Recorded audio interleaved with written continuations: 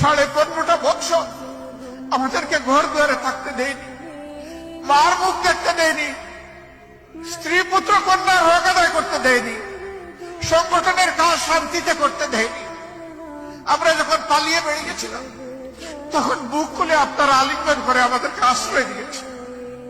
জীবনের ঝুঁকি নিয়ে, ইজ্জতের ঝুঁকি নিয়ে আপনারা আমাদেরকে আমাদেরকে ধরতে এসে আপনাদেরকে ধরে নিয়ে গিয়েছে।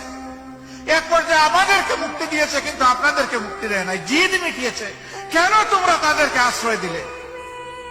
আপনাদের এই ঋণ কিভাবে আমরা পরিশোধ করব? এর কোন প্রতিদান আমাদের কাছে নাই। যার কাছে প্রতিদানের চাবি, সেই আল্লাহর দরবারে দোয়া করি, আল্লাহ যেন পূর্ণ প্রতিদান দুনিয়া এবং আখিরাত দুই জায়গায় আপনাদেরকে দান করেন। আপনারা শুধু আশ্রয় দেন নাই ভাই, আপনারা সব কিছু আমাদের দিকে এগিয়ে দিয়েছিলেন, হাত বাড়িয়ে দিয়েছিলেন।